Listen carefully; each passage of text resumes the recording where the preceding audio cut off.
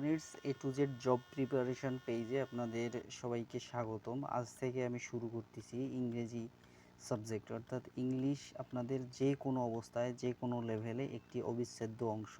ইংরেজি ছাড়া আমরা কোথাও চাকরির পরীক্ষা থেকে শুরু করে বিশ্ববিদ্যালয়ে ভর্তি থেকে শুরু করে এবং ব্যবহারিক লাইফে বা আমাদের যে কোনো কর্মজীবনেও সফলতা পেতে আমাদের একটু বেগ পেতে হয়। কাজেই ইংরেজি ছাড়া আমরা কোথাও ঠিকভাবে সফল হতে পারি না।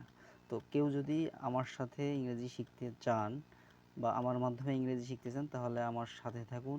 ইতিপূর্বে যদি বিভিন্ন মাধ্যমে শেখার চেষ্টা করেও ব্যর্থ হয়ে থাকেন তাহলে সম্পূর্ণ ফ্রিতে একদম এবিসি থেকে সম্পূর্ণ ফ্রি কোর্স, এটি আমি কখনোই বলবো না আপনাদেরকে যে আমার ইনবক্সে যোগাযোগ করুন, ইনবক্সে এসে 500 টাকা 1000 টাকা কোর্স ফি দিয়ে আমার সাথে ইংরেজি শিখুন। কাজেই বন্ধুরা, যদি ধারাবাহিকভাবে ইংলিশ বা ইংরেজি ভাষা এবং গ্রামার একসাথে স্পোকেন এবং রিটেন শিখতে চান তাহলে আমার সঙ্গে ইংরেজি এই ধারাবাহিক ক্লাসগুলো করার চেষ্টা করুন। আমার সাথেই থাকুন, তাহলেই ইংরেজি শিখতে পারবেন ইনশাল্লাহ। আপনাকে আমি ইংরেজি বলিয়েই ছাড়বো। তবে এটি আমার কোনো লেকচার না, আপনারা কিছু ক্লাস গেলেই বুঝতে পারবেন। আমি একদম শুরু থেকে শুরু করতেছি। অনেকেই ভাবতে পারেন এগুলো আমি জানি, এগুলো আমার দরকার নেই। তবে একটু ধৈর্য ধরে যদি আমার সঙ্গে ক্লাসগুলো করার চেষ্টা করতে পারেন তাহলে ইনশাআল্লাহ আপনারা ইংরেজি বলতে পারবেন এবং লিখতে পারবেন, সেই সাথে যে কোনো পরীক্ষায় ভালো পারফর্ম করতে পারবেন। তাহলে শুরু করা যাক বন্ধুরা। ইংলিশ একটি সাবজেক্ট, একটি বিষয়, একটি ভাষা। তো এবিসি থেকে ইংলিশ লার্নিং আমার টপিকের নাম।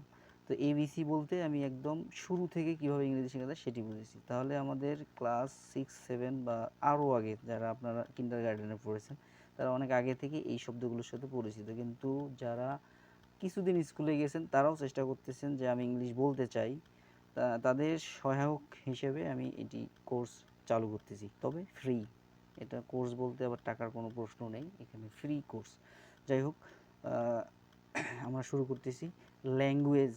তবে এখন থেকেই আপনারা যে কোনো ইংরেজি আমার সাথে দেখলে যেই শব্দটাই দেখবেন সেটির সাথে সাথেই বানান সহ মুখস্থ করার চেষ্টা করবেন।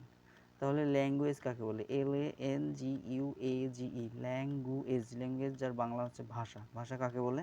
মানুষ মনের ভাব প্রকাশের জন্য বাকযন্ত্রের সাহায্যে, বাকযন্ত্র বলতে আমাদের গলার নিচে যেখান থেকে শব্দ উৎপন্ন হয় সেই অংশটাকে বলে বাকযন্ত্র।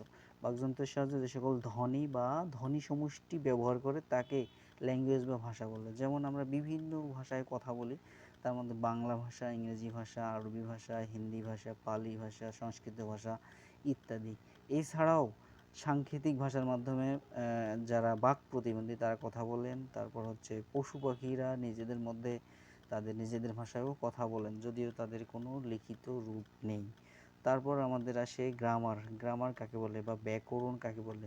যে বই বা পুস্তক পাঠ করলে যে কোনো ভাষা, অর্থাৎ যে ভাষার বই পাঠ করব সেই ভাষা শুদ্ধ রূপে লিখতে, পড়তে ও বলতে পারা যায় তাকে ব্যাকরণ বলে।